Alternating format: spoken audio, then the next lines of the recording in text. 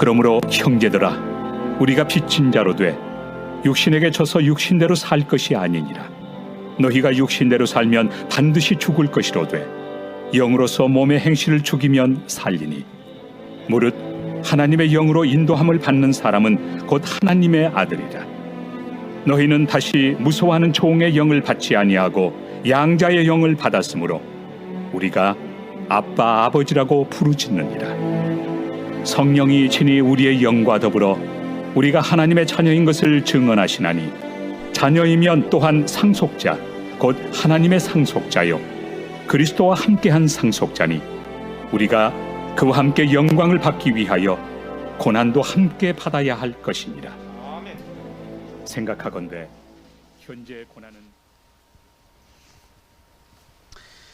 오늘 하나님 말씀은 로마서 8장 12절부터 17절까지의 말씀이고, 말씀의 제목은 하나님의 자녀가 되는 특권입니다. 왜 우리가 하나님의 자녀가 되어야 하는가? 하나님의 자녀가 되었을 때 어떠한 특권이 있는지 우리는 분명한 사실을 깨달아야 합니다. 이번 주에 오미크론이라는 또 변이 바이러스가 한국에 착륙을 했습니다. 참 그동안 온 국민들이 함께 노력하며 잘 버텨왔는데 또 불안한 일들이 생겨서 좀 안타까운 상황이 됐는데, 정말 더 안타까운 것은 그 오미크론이 기독교인을 통해서 들어왔다는 사실입니다. 나이지리아로 젊은 목사 부부가 성경 공부를 하러 갔다는 거죠. 거기까지는 좋았습니다. 근데 더 화가 나는 것은 그들이 이건 기사에 났기 때문에 그냥 오픈하는 것입니다. 들어와서 거짓말을 했다는 거예요. 그게 더 화가 나는 거예요. 성경 공부를 하러 갔고 그들이 왔는데 정직하지 못했던 모습. 만약에 그들이 성령을 받았다면 과연 그렇게 했을까, 이런 생각을 하게 되었습니다. 정말 나쁜 열매가 나타났고 그것을 바라보는 시선이 정말 매섭습니다. 이것이 어떻게 보면 기독교의 민낯이고 어떻게 보면 우리들의 자화상을 보여주고 있는지 모르겠습니다. 오늘 말씀의 본문으로 들어가 보면 바울은 이렇게 우리에게 얘기합니다. 읽어주시죠. 무릇 하나님의 영으로 인도함을 받는 사람은 곧 하나님의 아들이라. 아멘. 네, 우리가 성령을 받아야 되는 분명한 이유가 여기에 기록되어 있습니다. 성령을 받은 사람, 성령으로 인도함을 받는 사람은 하나님의 무엇이 된다고요? 아들이 되고 하나님의 딸이 되는 특권을 얻게 된다는 사실입니다. 우리가 이것 때문에 성령을 받는 것입니다. 성령님은 우리를 하나님의 아들로 딸로 인도하는 역할을 합니다. 아멘. 성령을 받지 않으면 반대로 무엇이죠? 성령을 받지 않으면 하나님의 자녀가 되지 못한다는 거예요. 우리가 성령을 통해서 하나님의 아들이 되고 하나님의 딸이 되었기 때문에 이제는 어떻게 살아야 되겠습니까? 하나님의 아들답게 살아야 되고 하나님의 딸답게 살 수 있도록 우리 성령님께서 도와주시고 역사하신다는 겁니다. 아멘. 그래서 우리는 성령 안에서 하나님의 아들로서 살아야 됩니다. 내가 그렇게 노력으로 해서 되는 게 아니고 성령님이 내 안에 계신다면 내가 하나님의 아들처럼 살 수 있도록 성령님이 다 도와주신다는 거예요. 아멘. 내 힘으로 하는 게 아니라 성령님이 그렇게 살도록 만들어 주신다는 겁니다. 네. 우리가 거짓말 할 수 있습니다. 우리의 본능이기 때문에 거짓말 얼마든지 우린 다 할 수 있습니다. 그러나 하나님의 자녀가 되었으면 거짓말하면 안 됩니다. 성령을 받아서 하나님의 자녀가 된 것이 확실하다면 거짓말 할 수가 없습니다. 그것이 문제인 것입니다. 그 크리스찬이 들어와서 거짓말한 게 문제가 아니라 성경 공부까지 하고 성령을 받았다라고 주장하는 사람이 거짓말을 한 것이 문제인 거죠. 그건 성령을 받은 것이 아닙니다. 성령을 받았다면 절대로 그렇게 육신의 행위를 할 수 없다는 것이 바울의 결론입니다. 자, 오늘 본문의 12절을 보겠습니다. 다 같이 읽겠습니다. 그러므로 시작. 그러므로 형제들아 우리가 빚진 자로 돼 육신에게 져서 육신대로 살 것이 아니니라. 아멘. 그러므로 형제들아, 그러므로 성령 받은 너희들아, 그러므로 재림 성도들아, 우리가 빚진 자로 돼. 왜 빚진 자라고 얘기하고 있을까요? 성령을 받은 사람들은 다 빚진 자예요. 왜냐하면 성령으로부터 받는 것이 한두 가지가 아니거든요. 엄청난 걸 받기 때문에 빚진 거예요. 성령이 내게 임하기 전에는 육신에게 맨날 지며 살았어요. 내 육신의 본능에 졌어요. 죄와 싸우다 항상 졌습니다. 거짓말이 술술 나오고 분노가 나오고 나쁜 습관이 계속 내 삶에서 나왔습니다. 감정대로 말하고 행동하고 그저 나밖에 모르는 철저한 이기적 유전자를 가지고 살았던 내가 성령을 받게 되면 그 육신의 모든 것들을 이길 수 있는 능력을 얻게 된다는 것입니다. 그래서 내가 성령을 받았다면 육신에게 질 이유가 없습니다. 다 이길 수 있습니다.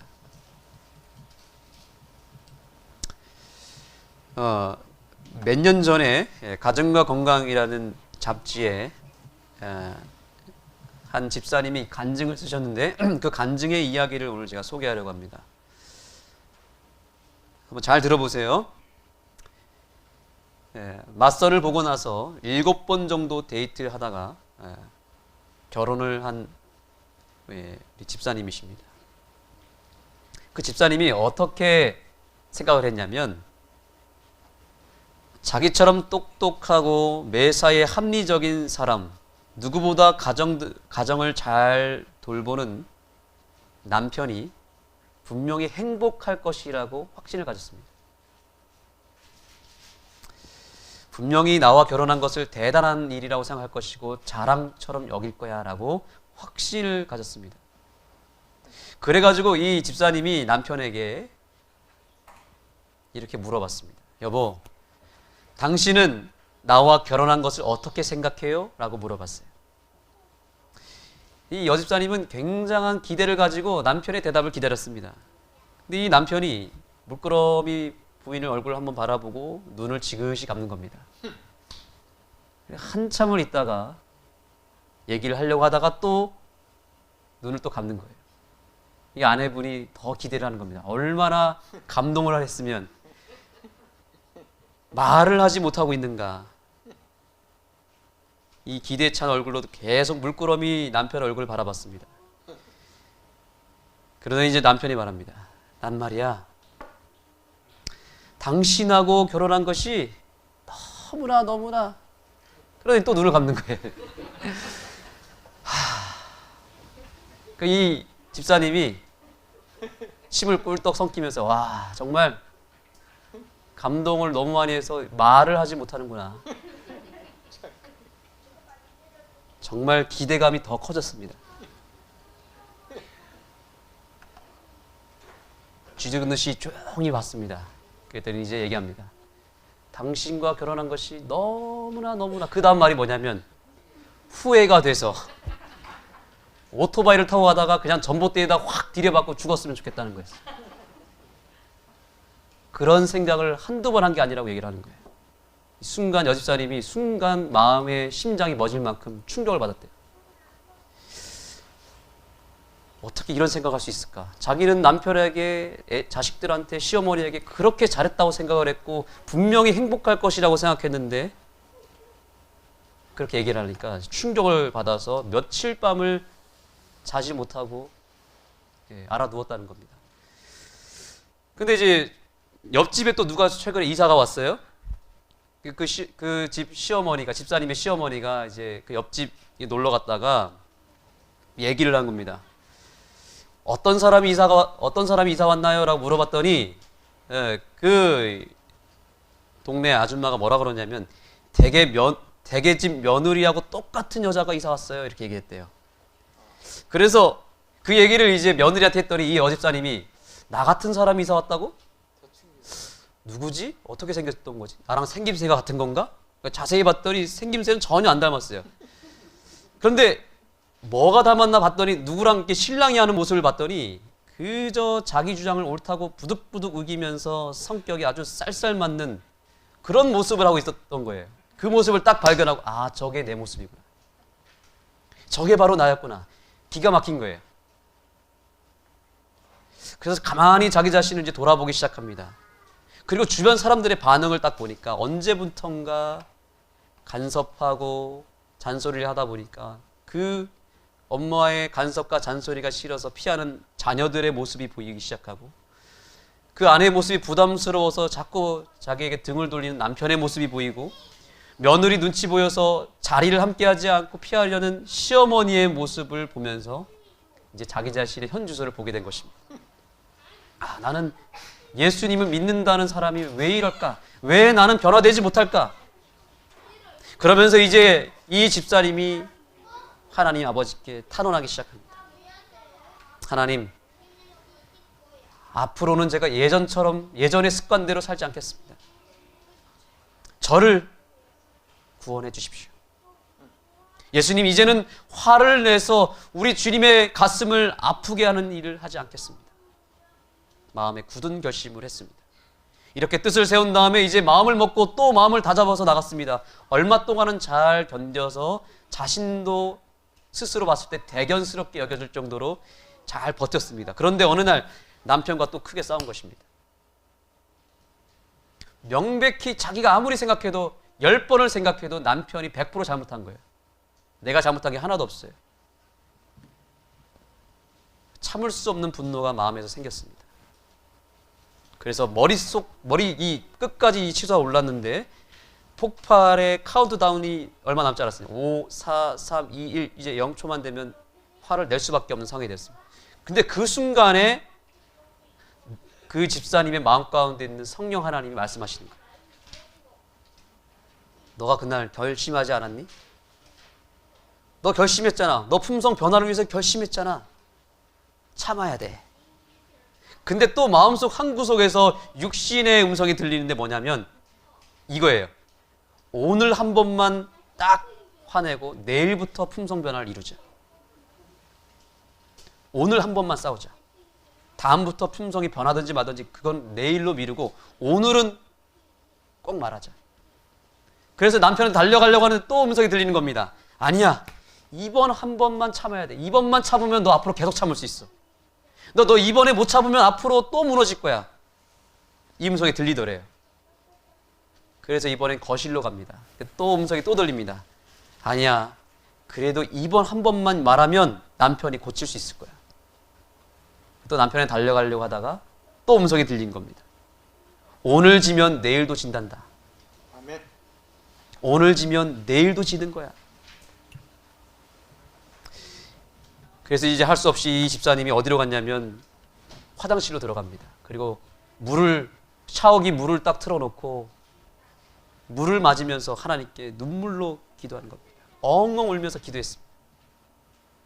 그리고 예수님의 십자가를 바라보고 우리의 죄 때문에 십자가에서 갈기갈기 찢어지며 피를 흘리신 예수님을 생각하면서 울기 시작합니다. 그랬더니 기적이 일어났습니다. 마음이 갑자기 평온해지기 시작하더니 예수님의 사랑이 집사님의 마음 가운데 풍성하게 들어갔고 그 분노의 마음, 짜증스러운 그 마음이 싹 가라앉았던 것입니다. 눈에는 눈물이 흘렀고 자신의 고집으로 인해서 불행했던 남편과 아이들과 식구들의 얼굴을 묵상하기 시작합니다. 그분은 그 이후로 화가 나서 비난하고 싶을 때, 식욕이 절대되지 않을 때, 마음이 괴로울 때 항상 예수님을 바라보기 시작했고 마음 가운데 들리는 성령의 음성을 듣기 시작했습니다. 그때 이후로부터 진짜로 이 집사님이 완전히 180도 변하기 시작했습니다. 어느 날 둘째 아이가 왔습니다. 엄마하고 집에 같이 있는 것이 가장 마음이 편안하고 행복하다는 고백을 듣게 되었습니다. 남편이 이제 고백합니다. 다시 태어나도 당신과 결혼하고 싶다고 말을 하고 있습니다.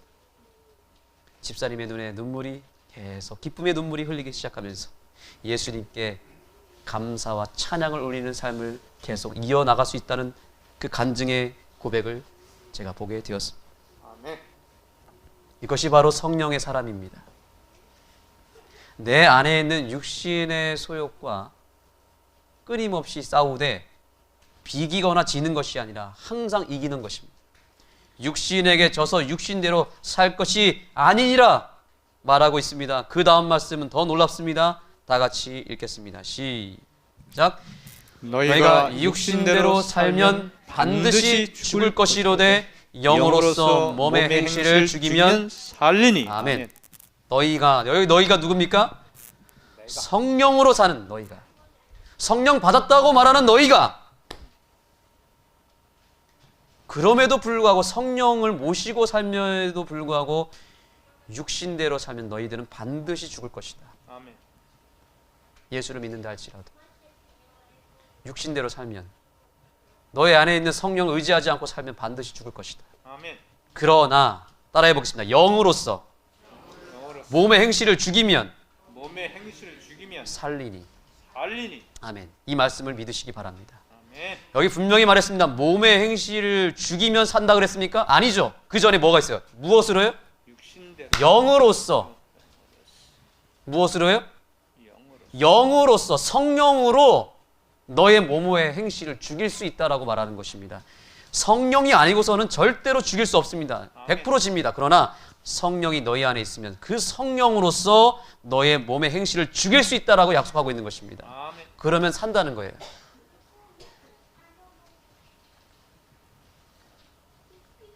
여러분 성령 받으셨습니까? 아멘. 성령 받았는데도 불구하고 육신대로 살고 있다면 반드시 심판받습니다. 왜요? 육신대로.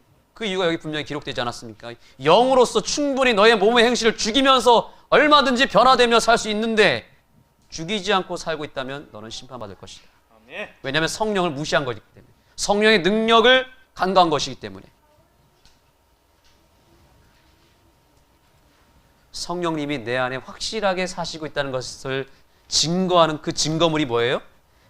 그분이 내 안에 계시면 자연스럽게 내 노력과 내 의지와 상관없이 성령님의 능력으로 내 몸의 행실이 죽어가는 역사가 일어나는 것입니다. 아멘. 그래서 성령님이 들어오시면 절대 거짓말 못합니다. 성령님이 들어오시면 절대로 육신의 그 악한 습관이 아무리 깊이 박혀 있어도 성령님이 들어오시면 그 습관 뿌리 뽑힙니다. 아멘. 분노의 마음이 사라집니다. 성령님이 들어오시면 짜증날 일이 없습니다. 성령님이 들어오시면 철저하게 이기적이었던 내가 철저하게 이타적으로 그 순간 바뀝니다. 아멘. 성령님이 들어오시면 절대로 간음하지 않습니다. 바람피지 않습니다. 아멘. 사기치지 않습니다. 폭력하지 않습니다. 성령님이 들어와 계시면 말입니다.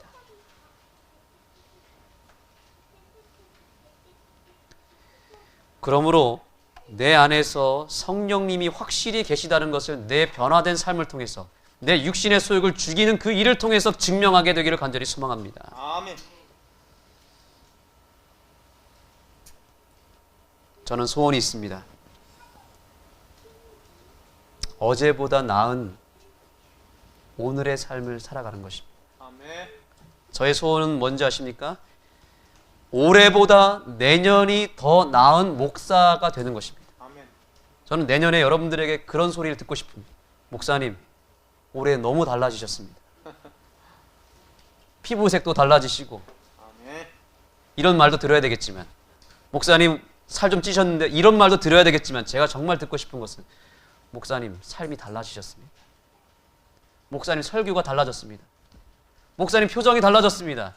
목사님의 말과 행동이 완전히 달라졌습니다. 저는 이 소리 듣고 싶습니다. 전 또 하나의 소원이 있습니다. 우리 아내에게, 지우 아빠, 지난주보다 이번 주가 너무 달라졌어. 저는 이 소리를 단 한 번도 들어본 적이 없습니다. 근데 내년에는, 아니 다음 주부터 듣고 싶습니다. 제가 만약에 성령 받은 남편이라면 그런 고백을 아내에게 매일 들어야 되는데, 매주 들어야 되는데, 다음 주부터 한번 도전해 보겠습니다. 아멘. 저는 어제보다 오늘 더 나은 아빠가 되고 싶습니다. 그렇게 될 수 있습니다. 성령을 받으면. 간단합니다. 성령을 받으면 하루에 한 가지씩 이상은 반드시 내 안에 육신의 소욕이 죽어야 됩니다. 아멘. 안 죽고 살아있거나 아니면 내 육신에 죽었던 것들이 더 살아난다면 그건 최악이죠. 그러나 성령이 내 안에 계시면 하루에 한 가지씩은 죽어야 되거든요. 아멘. 여러분, 육신의 소욕이, 내 육신의 생각이, 육신의 정욕이 한 가지씩은 죽어나가고 있습니까? 어떻습니까? 이게 안 죽어가면은 성령 안 받은 거예요. 하루에 한 가지씩 죽이셔서 성령을 증명하게 되기를 간절히 소망합니다. 아멘. 우리가 이제 아는 교회가 강을 건너갑니다. 새 교회로 들어갑니다. 그러나 새 교회에 들어갔는데도 불구하고 우리 아는 교회 성도들의 삶이 조금 더 변화됨 없이 간다면 새 교회가 아닌 것입니다. 교회는 건물이 아니라 우리 자신이 교회거든요. 새 교회로 들어갔는데 우리의 삶이, 우리의 말과 행동이, 우리의 교회의 분위기가 바뀌지 않는다면, 더 나아가지 않는다면, 변화되지 않는다면 우리는 새 교회를 지은 게 아닌 것이 되어버립니다. 저는 기대하기를 원합니다. 우리가 저 강 건너로 나아갈 때 우리의 육신의 행실과 죄된 모든 것들을 이곳에서 다 죽이고 떠나게 되기를 간절히 소망합니다. 아멘. 그래서 아는 교회가 건물을 짓고 새 교회로 향하더니 완전히 달라졌다는 그 고백이 이 안흥 지역 주민들에게, 이웃들에게 나타나게 되기를 간절히 소망합니다. 아멘. 우리 여기서 싹 다 죽이고 갑시다. 안흥 교회가 달라졌다. 그 암흑의 장로가 완전히 달라졌더라. 우리 동네 주민들에게 그런 소문이 들려야 됩니다. 그게 성령 받은 증거입니다. 그러므로 사랑하는 성도 여러분, 성령 받고 삶의 현장으로 나가시기 바랍니다. 그래야 내 변화된 모습을 통해서 그들에게 성령을 증거하게 되는 것이지, 성령 없이 나가게 되면 그 인천공항에서 거짓말했던 그 그리스도인과 별 다를 게 없습니다. 성령 안 받으면요, 이 세상에서 가장 이기적인 존재가 그리스도인이라는 사실을 온 세상에 증명하는 거예요. 지금 코로나 때문에 다 드러나지 않았습니까? 성령 없이 살아가는 그리스도인들 때문에 기독교가 가장 이기적이고 가장 악하고 세상 사람들보다 더 못한 존재였다는 것이 지금 다 증명되고 있어요. 우린 다시 이걸 증명에 역전시켜야 됩니다. 성령 받으면 사람이 어떻게 달라지는지 우리가 보여줍시다. 우리가 증명해 줍시다. 그렇게 하시겠습니까? 아멘. 이 올 한 해가 가기 전에 한 달 남았습니다. 내 육신의 소욕을 다 죽이고 우리 1월 1일 첫 번째 안식일, 새 안식일에, 새해 첫 안식일이 1월 1일입니다. 그리고 새로운 장소에서 우리 예배 드릴 것입니다. 그때 완전히 달라진 모습으로 우리 예배 드리고 하나님께 찬양과 영광을 돌렸으면 좋겠습니다. 아멘. 자, 왜 우리가 성령을 받아야 되고 왜 우리가 하나님의 자녀가 되는지 그 구체적인 이야기를 바울이 계속 말합니다. 로마서 8장 15절입니다. 잘 들어보시죠. 너희는 다시 무서워하는 종의 영을 받지 아니하고 양자의 영을 받았으므로 우리가 아빠 아버지라고 부르짖느니라. 아멘. 아멘. 자, 여기 뭐라고 얘기하냐면 너희는 다시 무서워하는 종의 영을 받지 말라고 말합니다. 아멘. 그러니까 지금 이전에는, 성령 받기 전에는 어떤 영에 살고 매였다는 거예요? 무서워하는 영. 여기 굉장히 중요한 표현하고 있습니다. 무서워하는 종의 영을 받고 살았다고 말하고 있습니다. 무서워하는 종 누구죠? 우리가 사단의 영에 매여 살았다는 게 여기 말하고 있는 거죠. 그래서 사단의 자식으로 처음부터 태어나고 살았고요. 우리는 성령을 통해서 뭘 받은 거예요? 양자의 영을 받게 되었다는 겁니다. 자, 사단의 영의 특징이 뭐래요? 자, 여기 기환아, 영표 여기 봐. 이 사단의 영의 특징이 뭐래요? 무서워하는 종의 영이라고 말하고 있어요. 사단의 영의 특징이 뭐냐면 우리 마음에 두려움과 무서움을 심어준다는 거예요. 내가 성령 받았는지 안 받았는지 쉽게 알 수 있는 방법 알려드리겠습니다. 성령이 없으면 마음이 불안해요. 두렵고 앞이 막막합니다. 염려로 가득 찹니다. 성령이 없어서 그래요. 세상 사람들이 대부분 다 이 무서워하는 종의 영을, 그 영의 지배를 받고 살고 있습니다. 그래서 돈을 그렇게 많이 벌어도 불안한 거예요. 아무리 성공을 하고 아무리 명예와 권력을 얻어도 모든 것들을 채워 넣어도 그러면 그럴수록 더 무서운 거예요. 더 두려워합니다. 이게 세상 사람들이 살아가는 불쌍한 처지입니다. 두려움을 잊어보려고 별짓을 다 합니다. 술도 마셔보고 세상 쾌락 쫓아가 봅니다. 돈도 최대한 벌어봅니다. 집도 사고 땅도 사고 좋은 차를 탑니다. 그렇게 다 해봤는데도 뭐예요? 여전히 내 안에 두려움의 문제는 사라지지 않아요. 여전히 불안한 거예요. 절대로 이거 안 풀립니다. 이유는 간단합니다. 무서워하는 종의 영이 내 안에 임하기 때문에. 명심하시기 바랍니다. 우리 기환이 영표. 오늘 기환이 영표가 성령 하나님의 영에 들어가게 되면 두려움이 다 사라집니다. 내 인생이 어떻게 펼쳐질 것인가 불안해하고 두려워할 이유가 없어집니다. 그저 확신이 생기고 기대가 생기고 희망이 보이기 시작합니다. 그래서 예수님을 믿는 거예요. 그러나 성령 하나님이 아닌 다른 영의 존재로부터 내가 지배를 받게 되면 계속 불안할 겁니다. 그래서 성령 받은 사람은 마음에 말로 표현할 수 없는 평안과 만족이 막 가득 찹니다. 비록 내가 혹 내 사업이 성공하지 않아도 내 시험 성적이 좀 낮게 나타난다 할지라도 뭔가 절망과 시련이 온다 할지라도 그래도 희한하게 뭐가 생겨요? 평안함이 계속 있는 거예요. 그냥 기쁜 거예요. 근데 세상 사람들은 반대예요. 막 성공을 이루고 모든 것들을 채워놓고 돈을 벌었는데 계속 불안한 겁니다. 이 영의 차이예요. 영의 차이. 그러니까 내가 뭘 어떻게 하느냐 이게 중요한 게 아니라 내 안에 누가 들어가 있느냐가 더 중요한 것이죠. 아멘. 기쁨이 충만하다. 만족함이 있다. 행복함이 있다. 왜 그런가? 그 이유의 그 비밀을 여기 기록하고 있습니다. 자, 보시죠. 양자의 영을 받았다는 것이죠. 양자의 영을 받았다. 우리가 사단의 자식으로 있을 때는 그저 불안하고 무서웠습니다. 그런데 이제 성령님이 나를, 그 사단의 자식으로 있었던 나를 끌어내서 아버지의 양자로 삼아 주셨다는 겁니다. 이제 내가 살았구나. 드디어 내가 불안함을 떨쳤구나. 우리는 이 양자에 대한 개념이 별로 와닿지가 않을 수 있습니다. 그러나 고아가 돼본 사람은 알 수 있어요. 여기 아무도 그런 경험이 없을 것입니다. 근데 저희 아버지 같은 경우는 어렸을 때 초등학교가 아니죠. 5살 때 부모님이 다 돌아가셨어요. 고아원에 사셨대요. 거기서 하도 맞고 살아가지고 너무 힘들어서 뛰쳐나왔대요. 그래가지고 이제 외삼촌 집에서 이제 살게 됐는데 그 나올 때 얼마나 그 해방감이 있었겠습니까?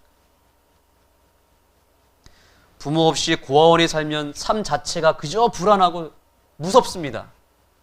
지금 이 세상이 다 그런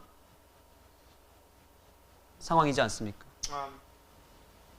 부모가 없이 고아로 내버려준 많은 사람들이 살고 있습니다. 이 지구는 그런 의미에서 대형 고아원인 것입니다.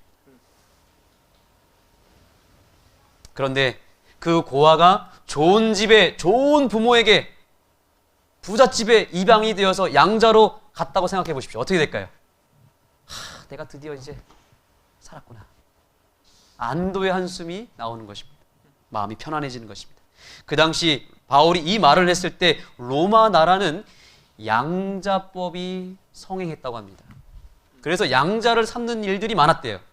그래서 양자를 삼으려면 어떻게 됐냐면 비싼 값을 치르거나 아니면 심지어 이런 일도 있었대요. 자기 집의 아들을 팔고 상대방의 집의 아들을 사오는 일까지 했대요. 맞바꾸기 하는 거죠. 그렇게 해서 어쨌든 아들을 양자 삼으려면 아들을 팔거나 혹은 값을 지불해야만 했습니다.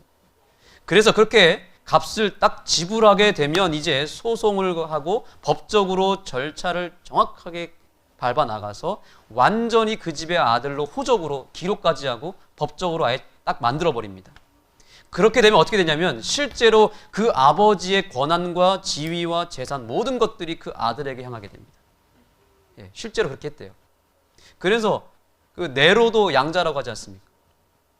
예, 왕이 아들을 사버린 거예요. 그 아들이 이제 왕의 모든 권한을 다 받게 되고 왕좌까지 받게 되는 것입니다.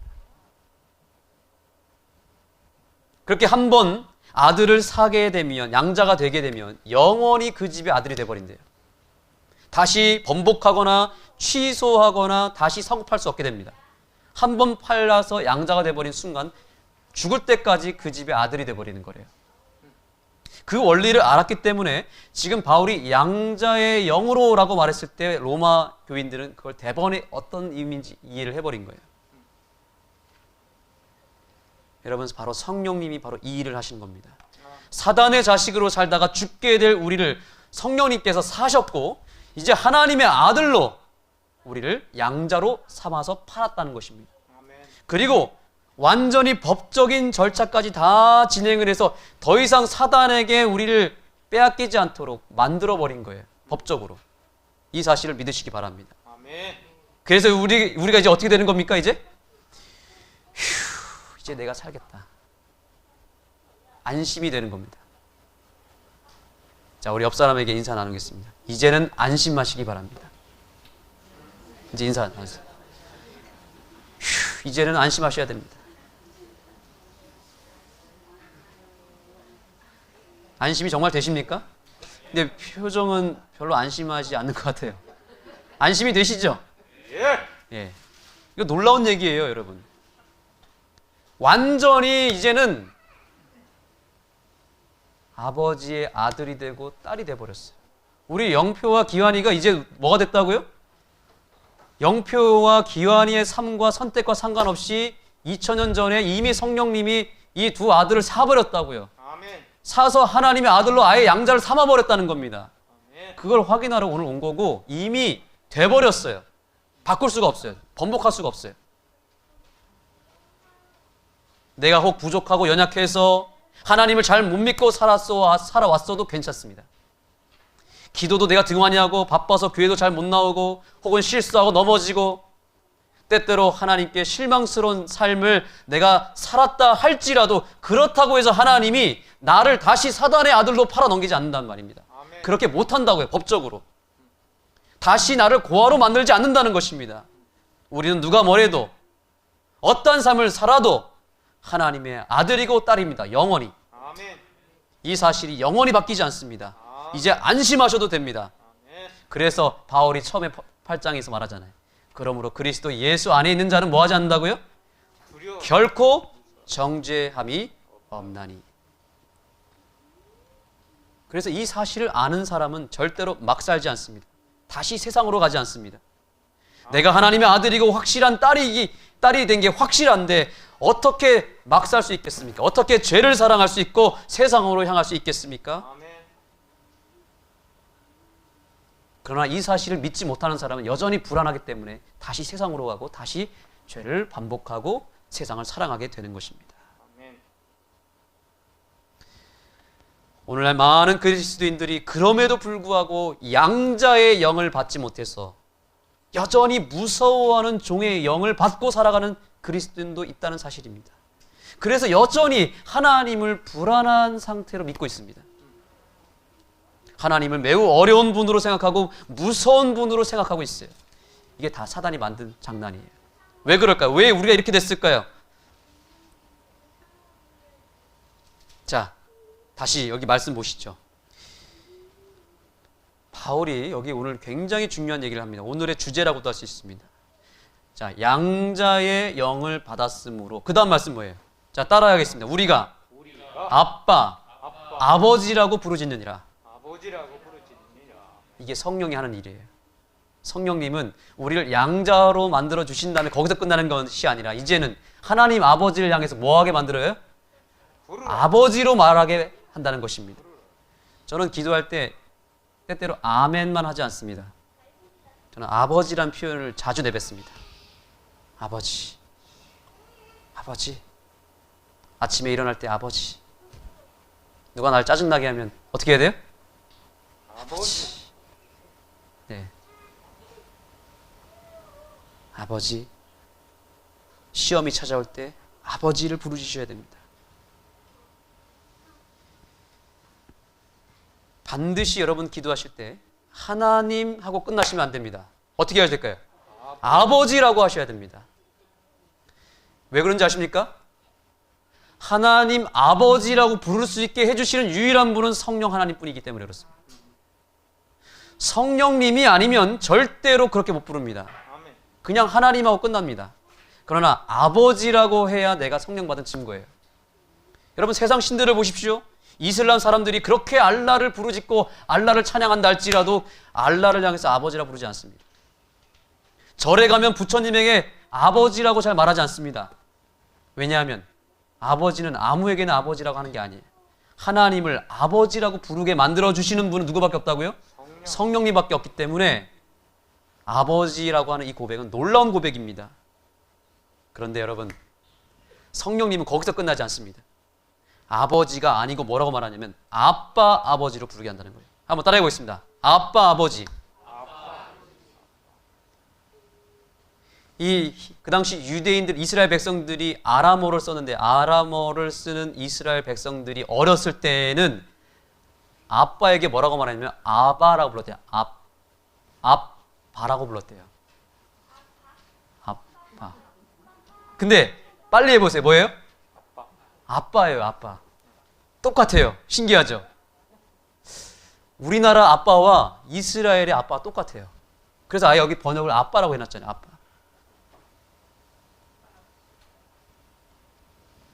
아빠라는 호칭은 굉장히 중요합니다. 우리 지우 서빈이가 틈만 나면 저에게 부르는 호칭이 뭘까요?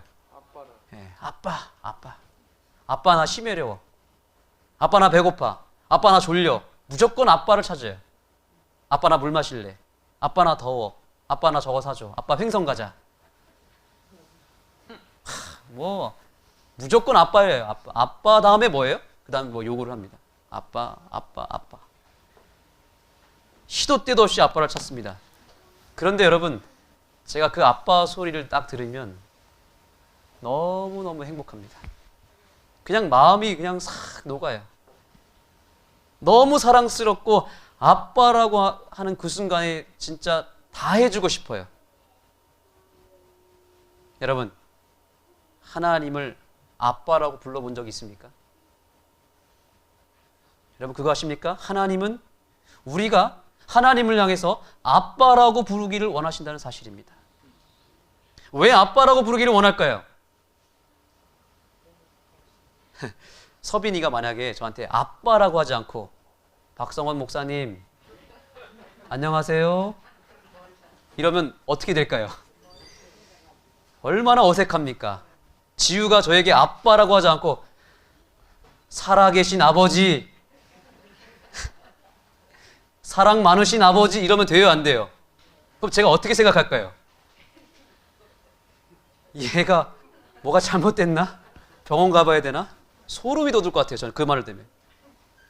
아니 살아있는 게 뻔하고 같이 산 날이 지금 몇 년인데 저한테 살아계신 아버지 말이 돼요 안 돼요? 정신이 이상한 거죠 그렇죠? 아니 내가 사랑을 준 게 하루 이틀이 아닌데 저한테 사랑 많으신 아버지 저에게 용돈을 주시옵소서 말이 됩니까 안 됩니까? 이건 아들이 아니에요. 그렇게 말하는 아들은 아들이 아닙니다. 예. 그건 언제나 하는 말이냐면 매우 어색한 관계에 있을 때 실제로 아빠라고 하지 않고 어색한 관계에 있을 때는 아들이 아버지라고 부르더라고요. 아버지 이제 의붓 아들인 경우, 의붓 아버지인 경우에는 어색하고 할 말도 별로 없고 아버지와 별다른 추억이 없고 관계가 아직 형성되지 않았을 때나 뭐라고 해요? 네? 그때 아버지란 말을 쓰는 거예요. 어렵게 아버지한테 뭐 부탁하고 싶은데 아버지랑 친하지 않으니까 밤새 고민하다가 그 다음날 겨우 아버지 쭈삣쭈삣 거리면서 말하는 게 그게 아버지예요.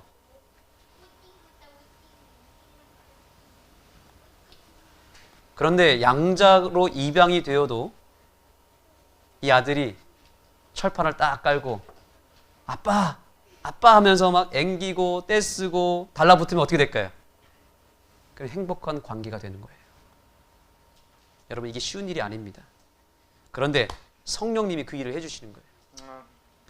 하나님은 우리를 양자로 삼았지만 우리는 그래서 하나님은 어려운 분으로 여전히 생각하고 있어서 그저 아버지 혹은 하나님이라고 말하지만 이것은 하나님 마음을 굉장히 슬프게 하는 것입니다. 마치 지주가 저한테 목사님, 박성원 목사님과 말하는 것과 똑같아요. 하나님으로 끝나면 안 됩니다. 아버지로도 끝나면 안 됩니다. 얼마나 형식적입니까? 세상 사람들이 성령을 받지 못해서 하나님을 그냥 하나님으로 끝냅니다. 그러나 성령 받은 사람은 아버지라고 부릅니다. 여러분 하나님께 하나님 호칭을 말하는 게 아니라 하나님과의 관계를 선포하시기 바랍니다. 아버지. 그러나 거기서 끝나면 안 됩니다. 성령 받은 사람은 아버지라고 말하고 성령 충만한 사람은 아빠라고 말합니다. 저는 우리 아는 성도님들이 이왕 아버지라고 할 것 거기서 끝나는 것이 아니라 뭐라고 해야 된다고요? 성령 충만하셔서 하나님을 부를 때 아빠라고 한번 얘기해 보시면 어떻겠습니까? 이게 친밀한 관계가 되었다는 증거예요. 이게 성령 받은 사람의 특징입니다. 그러나 무서워하는 종의 영을 받은 사람, 그래서 하나님이 여전히 무서운 사람, 오늘날 대부분의 신앙인들입니다. 불자들, 이슬람 교도들, 천주교인들, 여호와 하나님을 믿는 유대인들 자세히 보십시오. 심지어 기독교인들 자세히 보십시오. 정해진 시간에 정해진 장소에서 무릎을 꿇고 손을 모으고 아주 형식적으로 잘 갖춰서 정성껏 기도를 하는데 그렇게 받는 경배를 하나님이 행복해 하실까요? 그건 형식이잖아요. 그러나 그 형식도 물론 잘못된 것은 아니지만 정말 우리 아버지 하나님이 원하시는 건 뭘까요? 저와 여러분이 더 하나님과 친밀해지는 것입니다. 아빠 하는 거예요. 아빠. D.L. 무디 목사님 기도의 사람이죠. 그는 많은 사람들을 구원했고 기적의 화신이었습니다. 그가 기도하는 모든 것들을 통해서 기적이 일어났습니다. 그래서 어떤 분이 그 D.L. 무디 목사님의 하루 마지막에 삶이 어떻게 마무리되는지 궁금해가지고 몰래 그 목사님의 침실을 이렇게 내다봤는데 정말 강력한 기도를 그 침실에서 드릴 줄 알아서 딱 그렇게 될 줄 알고 딱 봤는데 웬걸 이 무디 목사님이 어떻게 하셨느냐면 막 무릎 꿇고 기도하는 게 아니라 그냥 벌러덩 뒤로 누우면서 뭐라고 하냐면 Father, 아버지 저 오늘 너무 피곤해요. 저 그냥 잘래요. 이러고 자버렸다는 거예요.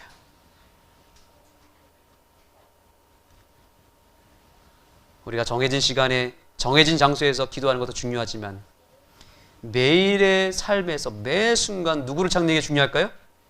우리의 아빠 하나님을 찾는 것이 중요합니다. 너무 하나님을 어려운 분으로 생각하지 마십시오. 아침 기도적 읽을 때나 예배 드릴 때 정해진 기도 시간에만 아버지를 찾는 것이 아니라 매일 매 순간 어느 때나 시도 때도 없이 어디에 있든지 어떤 상황이든지 우리 아빠, 아버지를 찾는 주의 백성들이 되기를 간절히 소망합니다. 이 아빠를 찾는 신앙을 누가 전수했냐면 예수님이 전수하셨습니다. 예수님께서 너희는 이렇게 기도하라 라고 했죠. 그 다음 뭐라 그랬죠? 주기도문을 가르칠 때 하늘에 계신 우리 아버지라고 그랬죠. 그런데 우리 누가복음에 보면은 주기도문이 나오는데 거기서는 뭐라고 배워야 되냐면 아빠라고 되어 있습니다. 아빠. 우리 예수님이 이 신앙을 전수한 것입니다. 그 전까지는 구약 시대의 백성들은 아버지 혹은 아빠라고 부른 적이 없어요. 여호와 하나님이라고 그랬죠. 그런데 예수님이 내려와서 너희들 그렇게 기도하는 거 아니야. 이렇게 기도하는 거야. 잘 들어. 아빠라고 해봐. 정말 실제로 예수님은 그렇게 기도했어요. 아빠, 저 오늘 이렇게 살았어요. 아빠, 저 오늘 이런 일이 있었어요. 아빠, 아빠. 지우가 저에게 아빠 하면 매일매일 찾듯이 예수님은 아버지 하나님을 그렇게 찾았던 거예요. 틈만 나면 아빠를 찾았습니다.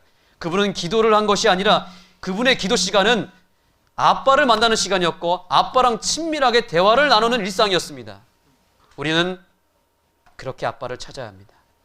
오늘 하나님은 우리가 아빠라고 부르기를 원하십니다. 우리를 비록 양자로 삼았지만 하나님은 우리를 친자식처럼 여기십니다.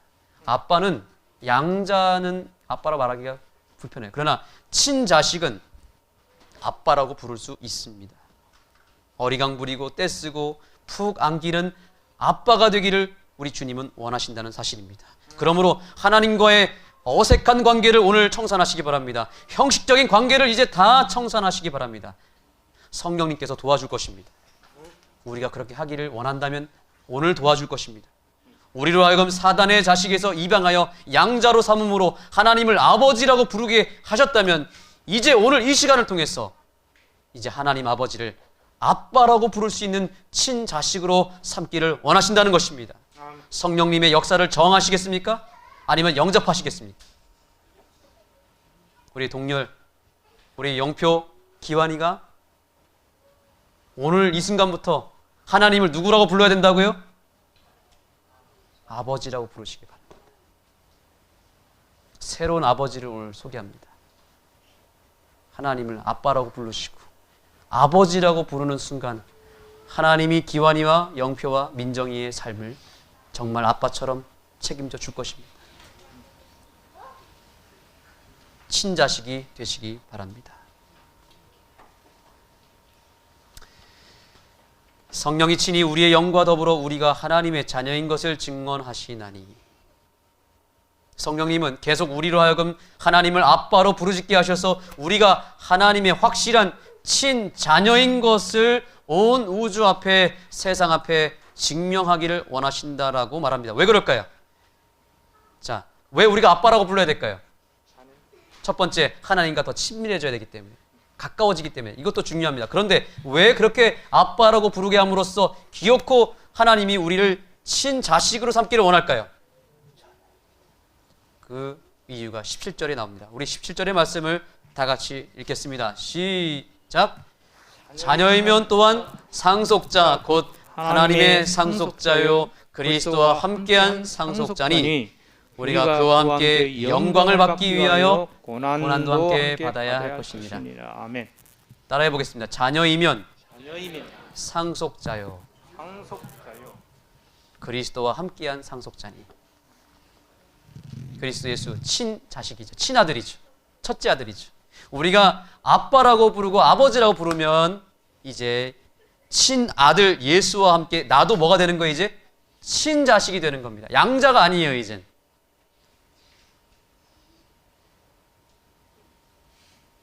그렇게 친자식이 되면 우리 하나님이 이제 어떻게 하는 거예요? 그분이 가진 모든 것을 다 우리에게 상속으로 준다는 사실입니다. 하나님의 친자식이 되면 하나님이 갖고 계신 모든 재산이 다 내게 되는 거예요. 놀라운 특권입니다. 아멘. 그런데 우리 세상 사람들은, 그리스도인들이 실제 육신의 부모로부터 받는 상속은 기대를 하고 그것에 대해서 기뻐하고 행복해하는데 실제로 하나님 아버지가 주시고자 하는 그 상속권에 대해서는 별로 기뻐하지 않은 것 같아요. 여러분 어떻습니까? 정말 하나님이 우리를 친아들로 친딸로 여기셔서 하나님이 가진 모든 것들을 상속해 주겠다고 하시는데 기쁘십니까? 안 기쁘십니까? 기쁘죠. 우리 육신의 아버지가 물려주는 것도 기쁘지만 우리 하늘 아버지가 주시는 이 상속은, 이 상급은 정말 이건 비교할 수가 없습니다. 아멘. 그래서 우리가 하나님을 빨리 아빠라고 부를 필요가 있는 거겠죠. 그렇죠? 아멘. 예수님이 끊임없이 아빠를 찾았습니다. 아빠 나 배고파 밥 먹고 싶어 그랬더니 하나님이 떡과 물고기로 수천 명을 먹이는 기적을 만들어 주셨습니다. 그분이 3년 반 동안 이 땅에서 한 건 뭐예요? 아빠를 찾은 것뿐이었어. 아빠 도와주세요. 아빠, 나 이거 필요해요. 아빠, 이거 해줘, 저거 해줘. 다 했더니 아빠가 다 들어주신 거예요. 그걸 보여주신 거예요. 그래서 예수님은 기적이 일어날 때마다 놀라지 않았습니다. 그게 당연했기 때문에. 왜요? 아빠를 찾으면 아빠가 다 해주시니까. 우리 아빠가 어떤 분인지를 너무나 잘 알았기 때문에 아빠에 대한 기대가 예수님이 컸던 것입니다. 제자들이 성령의 그 놀라운 역사로 귀신을 쫓아내고 나서 예수님에게 나타나서 흥분한 나머지 뭐라 그랬냐면, 예수님, 저희가 귀신을 쫓아냈습니다. 저희가 한 건 했습니다. 했더니 예수님이 뭐라고 그랬습니까? 기억나십니까? 네 이름이 하늘에 그렇습니다. 귀신을 너희가 쫓아낸 것 가지고 기뻐하지 마라. 너희가 하나님의 자녀됨과 너희의 이름이 하늘에 기록된 것을 기뻐하라 그랬습니다. 여러분, 기뻐하셔야 됩니다. 여러분의 이름이 하늘에 기록되었습니다. 하나님의 영원한 아들로, 영원한 딸로 영원히 지워지지 않도록 기록하셨습니다. 그것을 인하여 기뻐하게 되기를 간절히 소망합니다. 이 땅에서 누리는 기적은 아무것도 아닙니다. 내가 하나님을 아버지라고 아빠라고 부르면 그건 일상이에요. 당연히 받는 것입니다. 우리의 삶에 나타나는 기적보다 더 중요한 것은 내가 무엇 되는 거예요? 내가 하나님의 아들로 딸로 기록되는 것이 더 중요한 것입니다. 아멘. 이제 우리 찬양하는 시간을 갖겠습니다.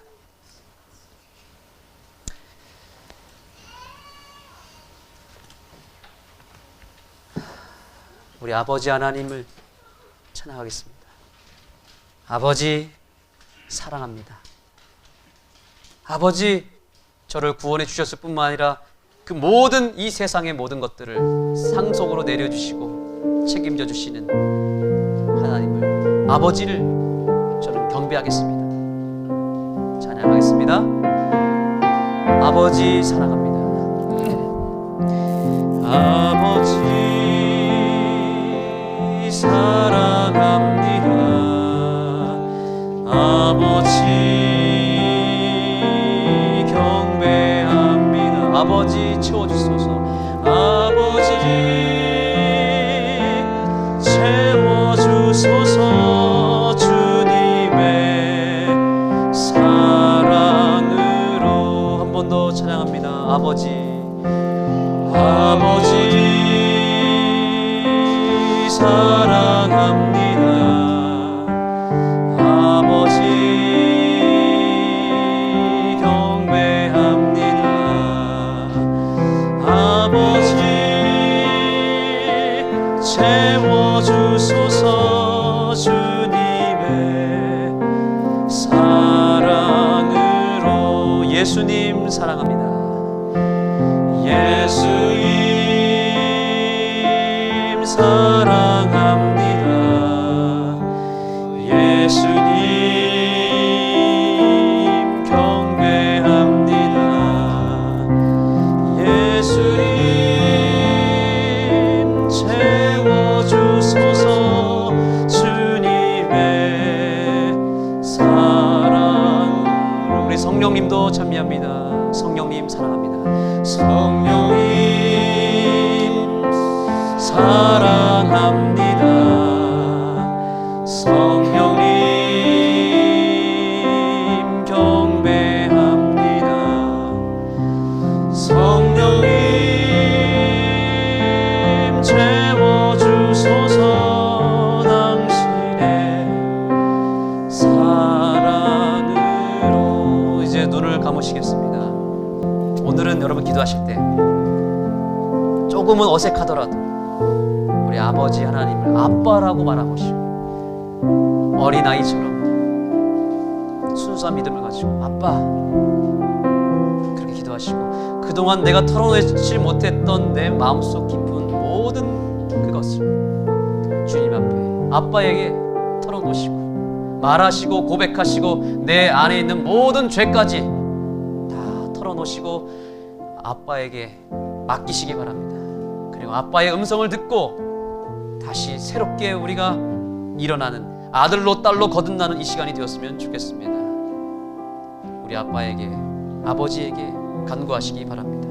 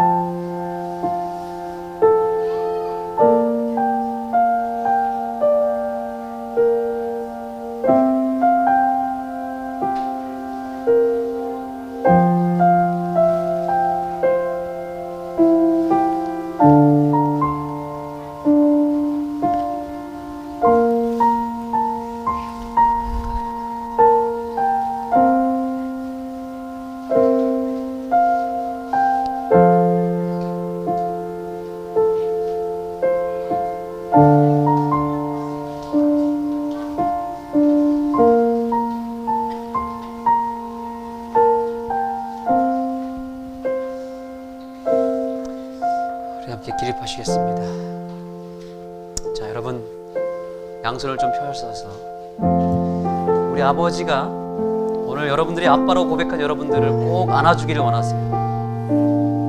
그 아버지가 내 앞에 계신다고 생각하시고 두 손을 좀 아버지에게 펼치시고 아버지가 정말 내 앞에 계시다고 생각하시고 찬양하겠습니다. 그분의 품을 느끼면서 하늘을 바라보면서 찬미합니다. 아버지 사랑합니다.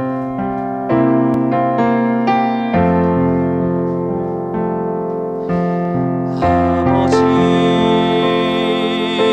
사랑합니다. 아버지 경배합니다. 아버지 채워주소서 주님의 사랑으로. 예수님 사랑합니다. 예수님 사랑합니다. 예수님 경배합니다. 예수님 채워주소서 주님의 사랑으로. 성령님 사랑합니다. 성령님 경배합니다. 성령님 채워주소서 주님의 사랑. 한 번 더요. 아버지 천천히. 아버지 사랑합니다. 아버지 아버지 경배합니다. 아버지 채워주소서 당신의 사랑으로. 아버지 진심으로 사랑합니다. 아버지